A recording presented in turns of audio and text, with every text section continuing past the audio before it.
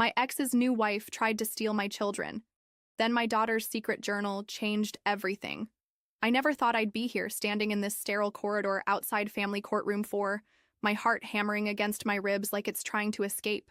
Through the small window in the door, I can see her sitting there. Rebecca, with her perfect posture and designer outfit that probably cost more than 3 months of my rent. My ex-husband Thomas sits beside her, both of them the picture of affluence and stability.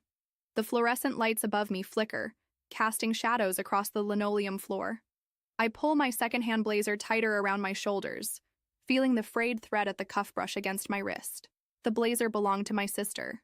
Like everything else in my life these days, it's borrowed. Ms. Martinez? My public defender, Gina, appears beside me, clutching a worn leather portfolio. Her eyes are kind but tired. They're ready for us. I nod, swallowing hard. My children, Emma and Tyler, stand near the water fountain, supervised by a court-appointed guardian. Emma, 11, meets my gaze and gives me a small, encouraging smile that breaks my heart. She's too young to be this strong, too young to understand what's happening, but somehow she does. Tyler, only 7, is busying himself with a toy car, making engine noises that echo down the empty hallway. Kids, I call softly. It's time. As we enter the courtroom, Rebecca's eyes find mine. Her gaze is calculating, measuring me like I'm an obstacle to be removed. And in many ways, that's exactly what I am to her, the inconvenient biological mother of the children she wants to claim as her own. The case is simple in her mind. I'm a single mother struggling to make ends meet after Thomas left me for her 3 years ago. I work 2 jobs, live in a small apartment in the less desirable part of town, and sometimes need to leave the kids with my elderly mother when shifts overlap. Rebecca, by contrast, doesn't need to work. She lives with Thomas in a 5-bedroom house with a pool, has a master's degree in child psychology, and volunteers at charity galas. The perfect stepmother versus the failing biological one. What started as occasional comments, "The children need stability, Camilla," or "We're just concerned about their academic progress," escalated 6 months ago when Thomas served me with papers seeking full custody. The reason? Rebecca felt the children would benefit from a more structured, financially secure environment. I knew the truth. Rebecca couldn't have children of her own. My children were her chance at motherhood, and she was willing to use Thomas's money and influence to take them from me. Judge Eleanor Blackwood enters, and we all rise. She's known for being fair but strict, with 30 years on the bench and a reputation for cutting through emotional arguments to focus on facts. I pray she'll see through the facade. We're here today regarding case number 47293, Thomas Harding versus Camilla Martinez, petition for modification of custody arrangement, she says, placing her reading glasses on her nose. I've reviewed the filings. Mr. Peterson, you may present your client's case. Thomas's attorney stands. William Peterson is tall and imposing in an expertly tailored suit, the kind of lawyer I could never afford. Your Honor, my client is seeking full custody of minor children Emma and Tyler Harding, ages 11 and 7, with reasonable visitation rights for their mother. This request is based on significant changes in circumstances that affect the children's well-being. He begins listing my supposed failings. Working too many hours, living in a neighborhood with a higher crime rate, having the children share a bedroom, relying on my mother, who has arthritis, for childcare. Each point lands like a physical blow. Furthermore, Peterson continues, the children's stepmother, Rebecca Harding, holds a master's degree in child psychology and works from home, allowing her to be present for the children at all times. The Hardings can provide private schooling, extracurricular activities, and their own bedrooms in a safe neighborhood with excellent schools. I feel my face grow hot with anger and shame. It all sounds so reasonable when laid out like that. Who wouldn't want their children to have those things? But they're framing it as if love and dedication can be measured in square footage and degrees. When it's Gina's turn to speak, she does her best with the limited time she's had to prepare my case. Ms. Martinez works multiple jobs because Mr. Harding has been inconsistent with child support payments, missing 4 payments in the last year alone. She presents documentation that Thomas's lawyer immediately objects to as irrelevant. Ms. Martinez maintains a loving, stable home for these children, Gina continues. They're thriving academically despite the challenges. Their teachers report they're well-adjusted, and there's a strong bond between Ms. Martinez and both children. The judge listens impassively, occasionally making notes. I can't read her expression. Then Rebecca takes the stand. She's eloquent and measured. speaking about her deep love for my children as if she's known them their entire lives instead of the 3 years she's been with Thomas. I simply want what's best for Emma and Tyler, she says, her voice cracking with perfectly timed emotion. I've come to love them as my own, and it breaks my heart to see them shuttled between homes, especially when their mother's situation is so precarious. The way she says it makes my existence sound like a tragedy, a cautionary tale. When it's my turn to testify, I try to stay calm, but my voice trembles. Your Honor, I love my children more than anything in this world. Yes, I struggle financially. Yes, our apartment is small, but they've never gone hungry, never been neglected, and never doubted they were loved. I describe our nightly reading rituals, the science projects I help with despite my exhaustion, the weekend park trips and library visits that don't cost anything but mean everything. Emma and Tyler don't need luxury, I say. They need consistency, love, and to know their mother didn't give up on them. Rebecca may have more to offer materially, but she can't replace me in their lives. The judge asks me about my work schedule, my childcare arrangements, my plans for the future. I answer honestly, knowing that in this context, honesty might not be enough. And what would you say to the claim that the children's academic and social development would benefit from the resources Mr. Harding and his wife can provide? Judge Blackwood asks. I'd say that development isn't measured only in test scores and soccer teams, Your Honor. It's measured in resilience, empathy, and knowing you're valued for who you are, not what you have. My children learn those lessons every day with me. The hearing continues with testimony from teachers, my mother, and a court-appointed evaluator whose assessment seems frustratingly neutral. Throughout it all, I feel Rebecca's eyes on me, calculating and confident. Finally, the judge calls Emma to her chambers for a private conversation. I watch my daughter walk away, back straight, brown hair falling down her back, and I pray she'll find the words I haven't been able to. 30 minutes later, Judge Blackwood calls a recess until tomorrow. I'll hear from Tyler in the morning, and then make my ruling, she announces, leaving us all in suspense. That night in our apartment, I try to maintain normalcy. We eat spaghetti at our small kitchen table, and I help with homework as if tomorrow won't potentially change everything. After Tyler goes to bed, Emma lingers in the living room. Mom, she says, sitting cross-legged on our worn couch, can I show you something? She pulls out her tablet, a gift from Thomas and Rebecca, and opens a document. I've been keeping a journal. The therapist at school suggested it. She hands it to me hesitantly. I showed this to the judge today. The document is titled 2 Houses, 1 Heart. As I begin to read, tears fill my eyes. People think having 2 houses would be cool, like having double the stuff. But it's not like that. It's like having your heart split in 2 places, and neither one feels completely right anymore. Dad and Rebecca's house is pretty. I have my own room with a canopy bed and a desk for homework. There's always fancy food and new clothes. But there are so many rules. Rebecca times how long I practice piano and checks my homework twice. She makes me redo it if my handwriting isn't perfect. When I cry because I miss Mom, she says I'm being manipulative. Mom's apartment is small, and I share a room with Tyler. Sometimes dinner is just sandwiches or eggs. But Mom asks about my day and really listens. When I'm sad, she sits with me until I feel better. Even if she has work early, she never makes me feel bad about loving Dad. Rebecca told me she's going to be my real mom soon. She said Mom doesn't have time for us anymore. That's why we need to live with them. But that's not true. Mom always has time for us, even when she's tired. Last week, Rebecca went through my backpack and found the Mother's Day card I made for Mom. She tore it up and said I could make a new one for her instead. I didn't tell Mom because I didn't want her to be sad. I don't want to live with Rebecca all the time. She pretends to be nice when other people are watching, but she's different when we're alone. Dad doesn't see it. He just does whatever makes her happy.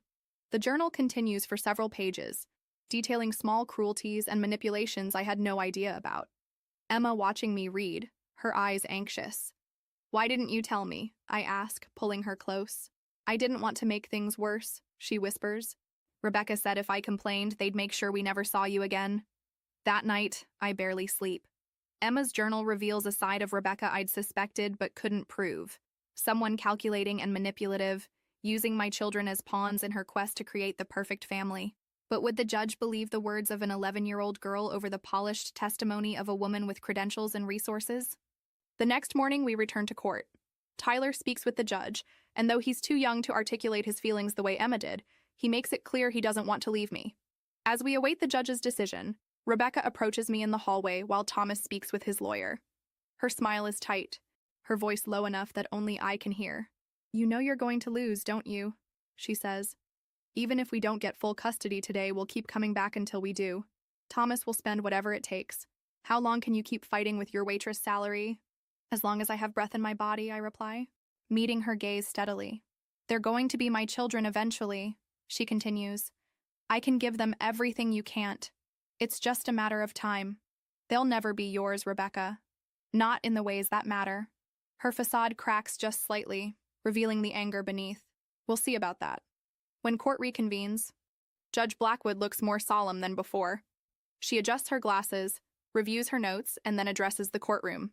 Custody cases are among the most difficult this court faces because they involve not just legal standards, but the emotional well-being of children caught between adults who supposedly love them. Her gaze sweeps across all of us. I've reviewed the evidence, spoken with both children, and considered the recommendations of the court evaluator.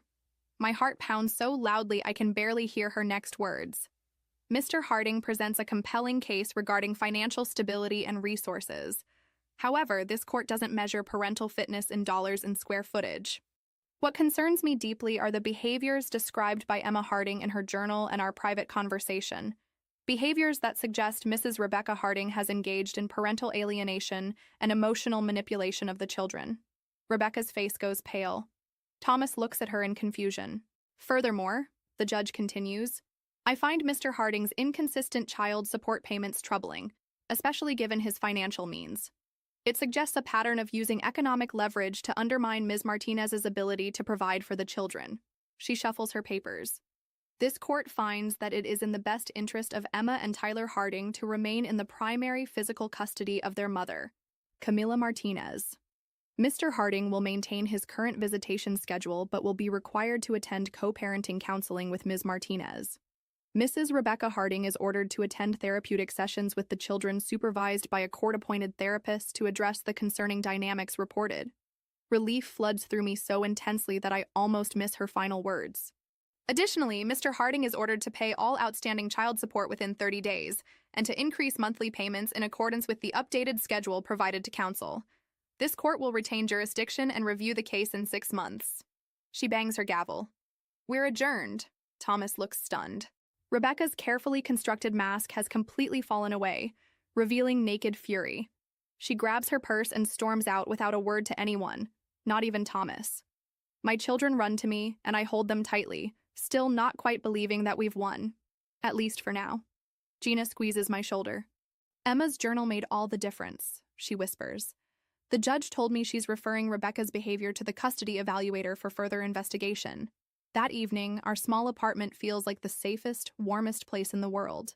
Tyler insists on making victory sundaes with the ice cream we splurged on, and Emma sits close to me on the couch, as if reassuring herself I'm not going anywhere. Is it really over, Mom? She asks quietly. I don't know, sweetheart. I answer honestly. Rebecca might try again, but what you did, telling the truth even though it was scary, that was incredibly brave. And now the judge knows what's really happening. I was so scared, she admits. Rebecca said no one would believe me over her. That's what people like Rebecca count on, I tell her, brushing her hair back from her face. They think money and appearances matter more than truth. Sometimes they're right, but not today. Later, after the kids are asleep, I sit at our small kitchen table and allow myself to cry. Tears of relief, exhaustion, and lingering fear. Rebecca's words echo in my mind. We'll keep coming back until we win. I know she meant it. This victory may be temporary, but something has shifted inside me. I'm no longer just fighting against losing my children. I'm fighting for their right to be loved without conditions, to be valued for who they are rather than what they represent. Rebecca wanted them as possessions, as proof of her perfect life. To me, they're simply Emma and Tyler. Sometimes messy, sometimes difficult, always mine. The next day, I take a risk and schedule a meeting with Thomas alone. We meet at a coffee shop halfway between our homes. Neutral territory. He looks tired, the confident facade worn thin. Did you know? I ask him directly. About the things Rebecca was saying to Emma? About her tearing up the Mother's Day card? He stares into his untouched coffee. No, I didn't want to believe it when the judge mentioned it. He looks up at me. Camilla, I swear I didn't know. You've been so determined to believe I'm the problem that you couldn't see what was happening right in front of you. I say, not unkindly. The kids love you, Thomas.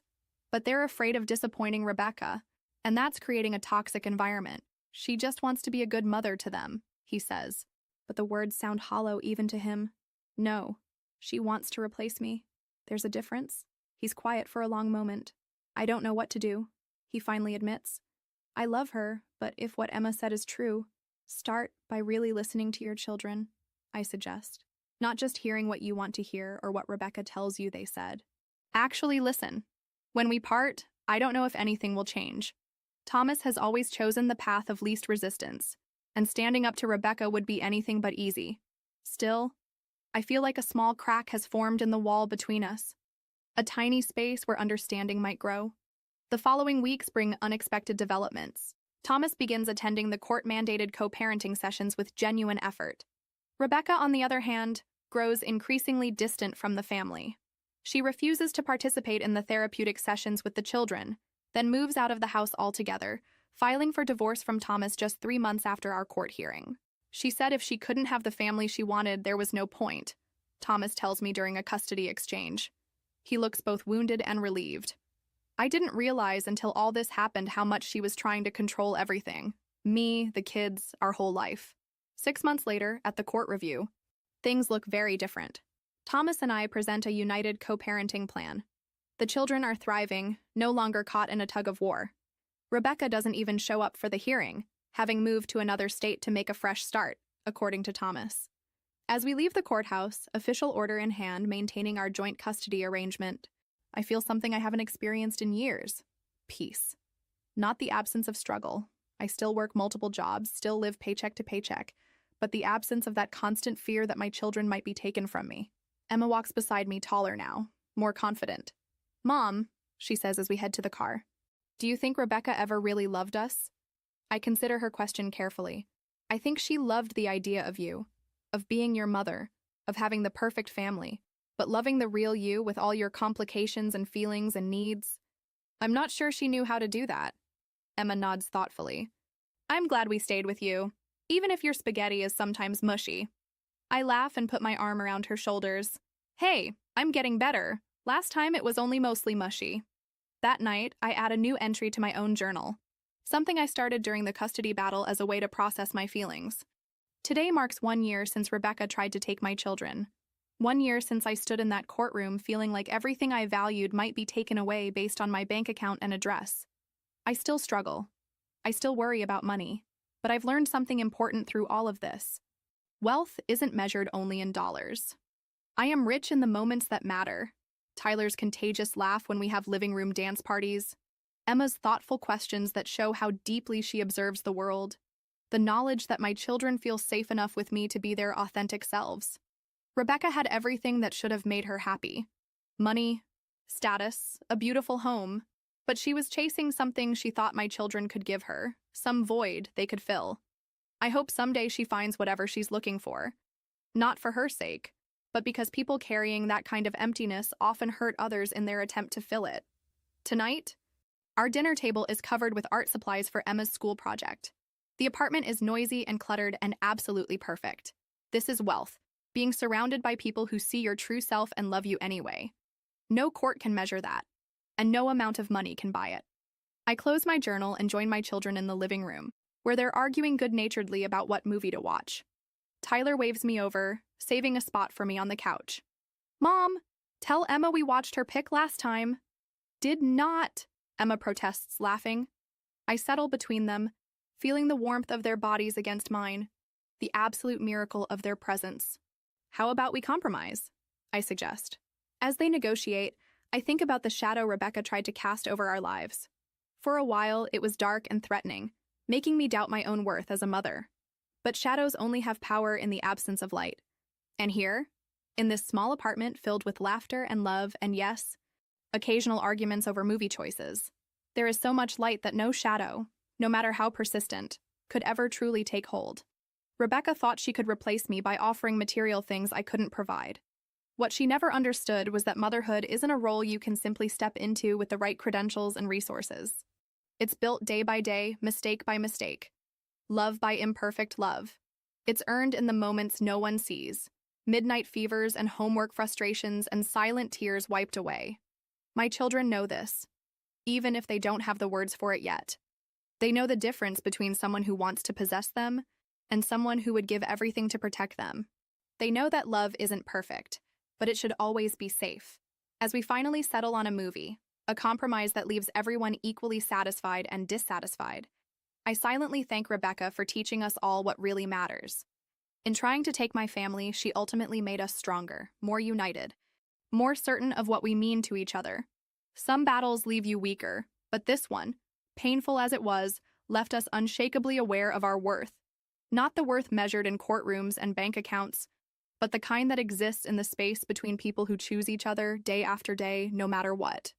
And that, more than any victory in court, is what I'm most grateful for.